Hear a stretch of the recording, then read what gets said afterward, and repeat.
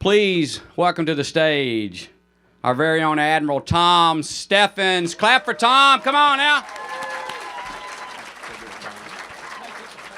You do whatever you want to do. Thanks, Vince. So you would think that after 34 years as a SEAL, I would regale you with stories about thwarting communists and chasing Bolivian bandits and decades of counterterrorism operations. But you all know those stories because of the loose lips that happen to pervade in our country and because of Hollywood. But my story starts in the summer of 2005. I had completed my naval service, as I want to say, but I certainly was not retired. And I was wondering what my next adventure was going to be. And then along came Hurricane Katrina. And you know the devastation that brought to the Gulf Coast. And I knew that I was the perfect volunteer to go down there. I was fit, I was experienced, I could thrive in adverse conditions. And so I went down to the Red Cross office here in Norfolk and I said, do you have a volunteer coordinator? And I met Melanie Rivera. Now, Melanie is a wonderful young lady, tiny, petite little thing. And I told her my idea, and she looked up at me and thought for a second, and then she said very politely, but very firmly, we don't need any more old people down at the Gulf.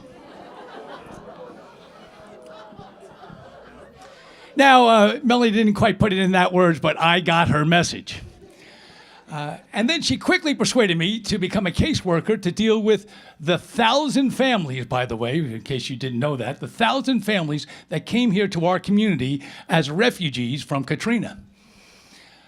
And as I interviewed these families, we had to find out what their situation was to prove that they actually were victims of the storm, which was not difficult to do, and to find out what their economic situation was so that we could give them the right stipend from the Red Cross.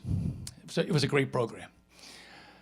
But as I talked to these families, I realized that while I was off with my friends for the last 34 years, roaming around having fun, a subculture of poverty and dependence had grown in my country, and more importantly, in my community. I've been living here since the late 60s. So earlier that year, I was going to describe it as a heated discussion, but it was an intense discussion with the director of something called 4Kids. And she kept talking about, this, affordable housing. And I was in the, this is America, pull yourself up by your bootstraps, become a SEAL. And I went back to that executive director with my hat in my hand. I said, tell me about this poverty thing. So like so many of you, I got the tour, and I got the PowerPoint briefing, and I got the pamphlets, and I got the excuse me, Kathy, and I got the little picture that the kids drew, and then we frame and sell, and I understood that. And then the kids came into the room at 4 o'clock in the afternoon at the end of school. The building was empty all day long. The shelter was empty all day long. The transitional housing was empty all day long.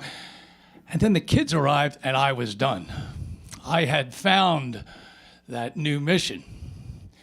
So as I'm about to leave, the executive director says to me, so you got your homelessness block checked. Is that it? I said, well, what do you want? He said, well, we need a sports program. Sports program? Boy, right up my alley. I've been able to play a couple of sports in my life, and of course I coached my kids through all those sports. We'll do the same thing at 4Kids. We'll build the sports team that will beat all these other neighborhood teams. Right? Can't you see me doing that? Yeah. So we had this idea, and how many of you have had children that you brought to some kind of sport, soccer, basketball, baseball, right? And then you drive the kids up, and they hop out of the van or out of the SUV, and they go in, the coach takes them for an hour, and you come back in 59 minutes and 8 seconds, and practice is over, and you're, oh, how did it go? And you give them a sliced orange. That doesn't happen at the 4Kids sports program because there's nobody to drive the kids to the event. So the key became transportation. Now, if there's anything that I would like to not do in my life anymore is drive. If I'm never in traffic again, it's just fine. But we needed some way to pick up the children. And the children in the sports program are not just kids that are waiting to move into their own housing. They're not just homeless. They include children who have graduated, families that have graduated from 4Kids, and now live out in our communities, independently in their own apartments, in their own houses. So now we have to go pick them up. So here I am now driving this 13-passenger van, driving around the city, picking these kids up. You haven't experienced driving until you have 13 kids in the van with you. And yes, they're all in seatbelts. Right, don't worry about it. Now we fast forward to last week. I'm still driving the 13-passenger van, still picking these kids up. But as I learned on these trips, more than I learned at the practices and at the contests that we'd have and the sports banquet that we had at Cece's Pizza, I learned more in the van about what those kids' aspirations were, how they did in school this week, what they think about school, what they think about life.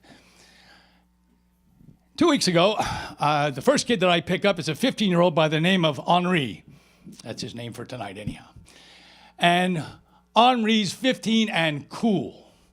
I mean, I'm cool, man. No, I don't need to do that dribbling drill. I'm good. No, I don't need to. And he is certainly able to be very social with some of the other players that are there at our practice. And it is a co-ed practice.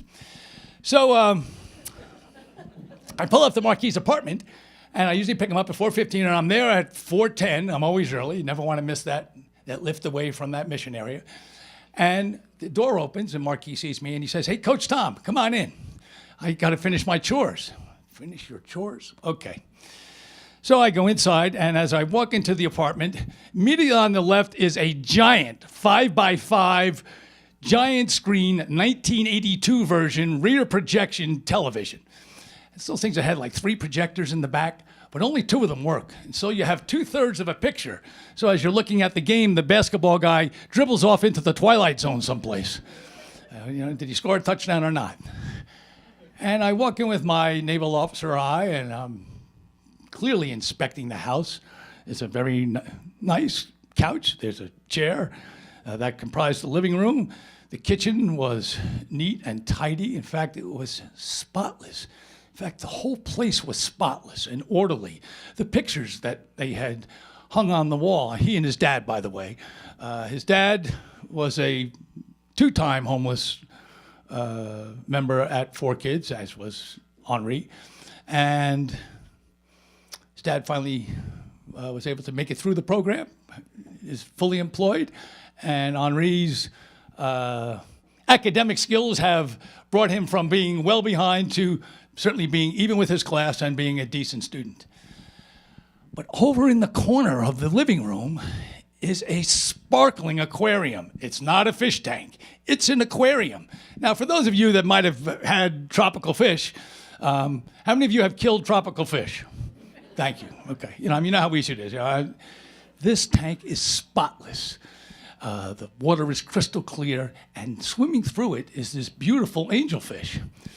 I said, "Henri, whose fish is that?" He looked at me. He says, "Coach, that's my fish." And he was proud of this fish, and he was responsible for this fish. And he described to me how he feeds the fish in the morning and later in the evening, how he cleans the tank, where he got the fish. I said, "What's this fish have a name?" He goes, "Oh yeah, she's Susan. It's Susan the fish." And as I talk more and more with Henri, this week he's worried about passing the SOLs, the Standards of Learning tests at school. Today, as we sit here, he's been up in Richmond at a Bible quiz competition. Not quite sure what that was, but his dad was driving him up there. And he is a perfect example of what happens when these kids aren't stupid and they're not lazy. They're just homeless. And once they get that break so they can be like your kids and get to that sports program and get that experience, get out, what will happen to all of you happened to me. Your biases melt. Your beliefs are challenged and then turned, and you realize that threat, that greatest threat to us, it's not the communist, it's not the terrorist, It's the internal threat. It's the decay within our own country. That threat, that breaking this cycle generationally that 4Kids done, is something that we can win. And for me, it became a giant turning point to know that the good people of our community who are here with us tonight, and the angels that are at 4Kids that swim through it, including Melanie Rivera, who left the Red Cross and is now one of the major caseworkers at 4Kids, are there for us every day. And that's my story.